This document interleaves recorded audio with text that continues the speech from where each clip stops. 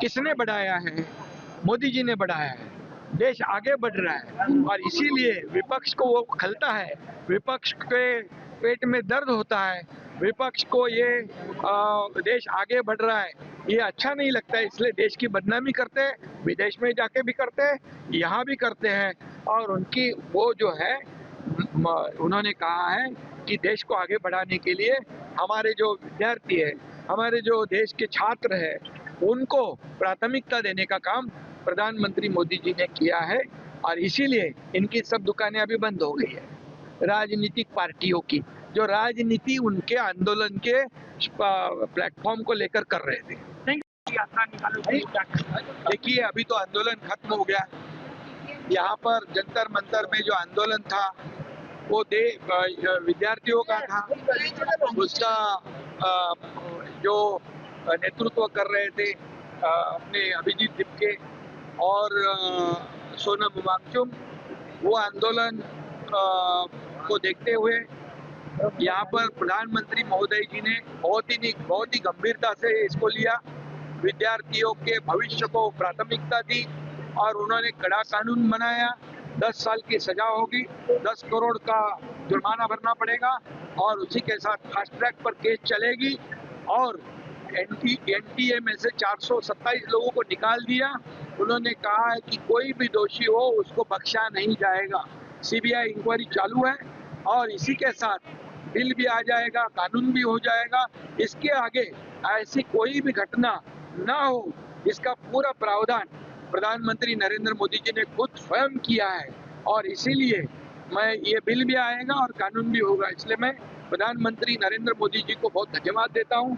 उन्होंने उनका अभिनंदन भी करता हूं, आभार व्यक्त करता हूं, क्योंकि उन्होंने इस देश के भविष्य को प्राथमिकता दी है, उनकी भावनाओं को तवज्जो दिया है और भावनाओं को राजनीति से परे जाकर प्राथमिकता दिया है। कोई भी राजकीय दबाव को ध्यान में नहीं रखते हुए विद्यार्थियों के प्रश्नों को उन्होंने प्राथमिकता दी और इसी के साथ शिक्षा मंत्री धर्मेंद्र प्रधान जी ने नैतिकता और हमारी जिम्मेदारी खुद की समझकर उन्होंने भी इस्तीफा दिया। अभी तो आंदोलन खत्म हो गया, अभी तो ये क्या चालू है, ये क्रेडिट लेने की बात है। और वांगचुक जी की जो पत्नी है उन्होंने खुद ही कहा था कि ये कांग्रेस की नौटंकी है, ये कांग्रेस का तमाशा है। क्या है, जंतर मंतर में आंदोलन बैठे और राहुल गांधी जाते प्रधानमंत्री के निवास पर, क्या है? उनकी मंशा, उनकी भूमिका ठीक नहीं थी, उनका उद्देश्य ठीक नहीं था। और मैं तो ये कहूंगा कि हमेशा वो बार बार बोलते हैं कि बांग्लादेश में ऐसा हुआ, नेपाल में ऐसा हुआ, श्रीलंका में ऐसा हुआ, क्या हमारे देश में भी ऐसा हुआ? अराजकता फैलाना चाहते हैं। ये तो गहरी एक बहुत बड़ी खतरनाक साजिश उनकी थी, ऐसा मैं कहूंगा और उसकी कड़ी मैं निंदा करूंगा। उनको पता है, विरोधी पक्ष नेता है वो, ये जब स्वर्गीय इंदिरा गांधी जी की हत्या हो गई तब एसपीजी का कानून बनाया गया, क्योंकि वहां पर प्रधानमंत्री निवास के बगैर आजू बाजू में कोई भी आंदोलन नहीं हो सकता है, ये उनको भी पता था। लेकिन जानबूझकर ये उनकी जो मंशा है, उनका उद्देश्य है, वो गलत था और इसका कड़ा विरोध, कड़ी निंदा ये मैं करता हूँ। और विद्यार्थियों के साथ हम लोग सब हैं, विद्यार्थियों के साथ खुद स्वयं प्रधानमंत्री जी है और इसलिए ये बहुत बड़ा निर्णय जो है, ये निर्णय ये हुआ है। कई लोग जाकर वहाँ आग लगाने की भाषा करते हैं, अभी आग लग गई है, उसको बुझने मत दो। ये क्या है? ये भड़काने का काम ये कई राजनीतिक पार्टियां कर रही थी।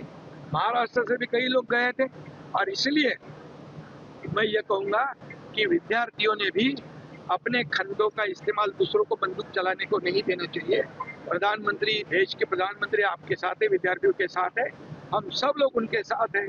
अभी उनकी मांगे पूरी हो चुकी है और अभी उन्होंने अपना ध्यान अपने पढ़ाई पे और अपने करियर पे देना चाहिए। ये तो मैं कहूँगा कि जो जहाँ अभी आंदोलन खत्म होने के बाद जो कुछ जल्लोश मना रहे, ये तो क्रेडिट लेने की बात है। ये उनके विद्यार्थियों के आंदोलन पर राजनीतिक रोटियां सेकने की बात है। बेगानी शादी में अब्दुल्ला दीवाना ऐसे कहते हैं, वैसे वाली बात है। इसलिए मैं ज़्यादा इस पर कुछ कहना नहीं चाहता हूँ, लेकिन इतना ही कहता हूँ, प्रधानमंत्री जी ने देश के भविष्य, देश के बच्चों के साथ बहुत बड़ा न्याय किया है, उनको न्याय दिया है, उनकी मांगे पूरी की है और इसलिए मैं उनको धन्यवाद देता हूँ।